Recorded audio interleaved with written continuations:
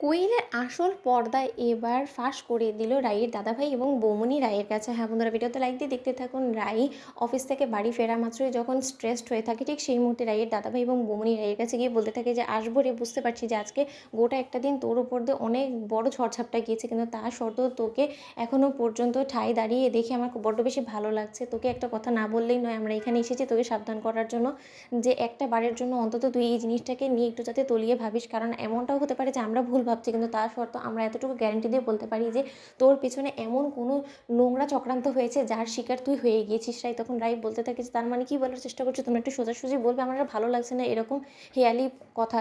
কারণ আজকে অনির্বাণ অফিসে এসে ওর অ্যানাউন্সমেন্ট করে দিয়ে গেল যে ও নাকি খুব শীঘ্রই কোয়েলের সাথে এঙ্গেজমেন্ট করতে চলেছে। এখন তোমরা এরকম করে হেয়ালি করে বলছো, বলো না কি বলার আছে। তখন এই কথা বলা মাত্র রাইয়ের দাদাভাই বলতে থাকে যে আচ্ছা রাই, একটা জিনিস তুই ভেবেছিস যে সত্যকার অর্থে কোয়েলের উদ্দেশ্য যদি এতটাই পরিষ্কার থাকতো, তাহলে ও নিশ্চয়ই কোনো না কোনোভাবে অনির্বাণের শত বারণ অমান্য করে হলেও তোকে এ বাড়িতে এসে মানানোর চেষ্টা করতো, ও বাড়িতে নেওয়ার চেষ্টা করতো, তোদের ডিভোর্সটা আটকানোর চেষ্টা করতো, কিন্তু ও সেরকম কোনো কিছুই করেনি। আবার তুই একটা জিনিস ভেবে দেখ, যখন কিনা তুই ও বাড়ি ছেড়ে আমাদের সাথে চলে আসছিলিস, তখনও কিন্তু রাই কোয়েল তোকে জোর করে ওখানে আটকে রাখারও চেষ্টা করেনি। তখন রাই বলতে থাকে যে ও জোর করে কেনই বা আমাকে আটকাতে যাবে বলো তো, কারণ আমি তো ওর কারণেও বাড়ি ছেড়ে চলে আসিনি, আমি ও বাড়ি ছেড়ে চলে আসতে বাধ্য হয়েছি অনির্বাণের এই নোংরা সন্দেহ দেখে। ওর এই সন্দেহ, ওর এই নোংরা ব্যবহার আমি নিতে পারছিলাম না, তার জন্য। এর তো ওর কী দোষ বলো, তা তোমরা শুধু শুধু ওকে কেন সন্দেহ করছো?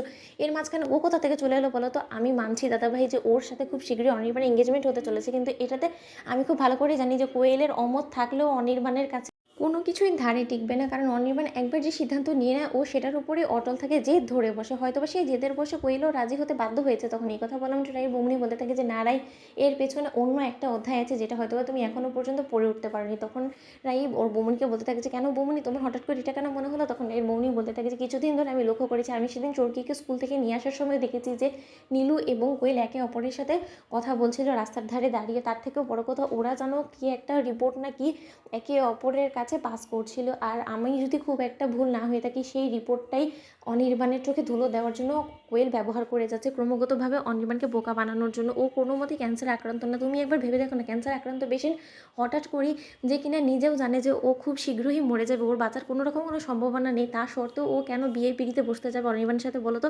ও নিজের স্বার্থ সিদ্ধির জন্য তোমাকে ব্যবহার করেছে, আর তুমিও বোকার মতন ওর কথায় তালে তাল মিলিয়ে নেচেছো।